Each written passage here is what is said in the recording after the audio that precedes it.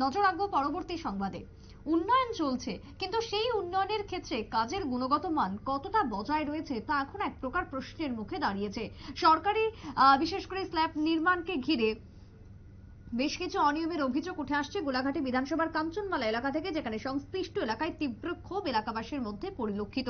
গোলাঘাটি বিধানসভার অন্তর্গত কাঞ্চনমালা এলাকার 1 নম্বর ওয়ার্ডের মুসলিম পাড়ায় প্রতিটি পরিবারের জন্য সরকারি পাকা স্ল্যাব দিয়ে সেই পাকা স্ল্যাব তৈরির জন্য কাজের বরাত পায় আগরতলা শহরের এক ঠিকাদার সংশ্লিষ্ট দপ্তরের কাছে কাজের বরাত পাওয়া মাত্রই নিম্নমানের কাজ শুরু করে দেয়। নিম্নমানের সামগ্রী ব্যবহার করা হচ্ছে, নামমাত্র সেখানে সিমেন্ট নেই, দুদিন পরে তা খারাপ হয়ে যাবে বা নষ্ট হয়ে যাবে পুনরায়, এমনটাই অভিযোগ উঠে আসছে এলাকাবাসীর পক্ষ থেকে।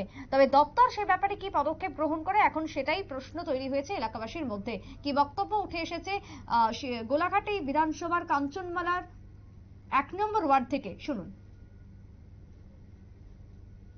এখানে যে সিমেন্ট বালু যে মেশানো আছে এডি মানে এরকম কি লিখে এডি পড়ে রইছে কেন?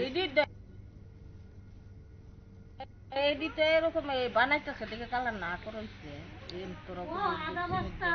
কি কারণে না করছেন? আধা বস্তা সিমেন্ট দেওয়া কয়েকটা বানাইলাম।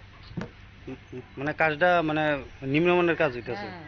কাজটা ভালো করে করতেছে না তো, সব বালু দেয় আর মারি দেয়, মারি বালু তো সিমেন্ট তো নাকি। তো কাকে কি মানে এই কাজে বাধা দেওয়া হয়েছে? কইছে ভালো করে বানাই।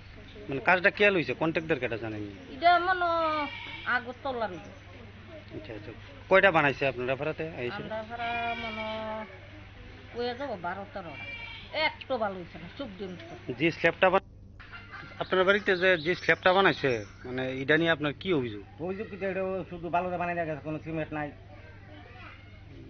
মানে এটা কি সরকারি কাজ? সরকারি কাজ, মানে ভাড়া দিলে ভাঙ্গা যায়, সাইডে দা মইতে 5টা জায়গা আঙুল ফুট দেয়, সব ইটকা জায়গা শুকরি। তো কালকে তো এই কাজে বাধা দেওয়া হয়েছে, মানে কারা কাজটা করাইতেছে জানেন? আমি দেখছি না। কয়টা বানাইছে আপনারা পাড়াতে? পাড়াতে মনে হয় 15-20টা। আচ্ছা একদম 2 নম্বরের কাজ, এটা কোনো কাজ হইল না। আপনার বাড়িতে যে বানাইছে এটা কবে? কালকে? কালকে।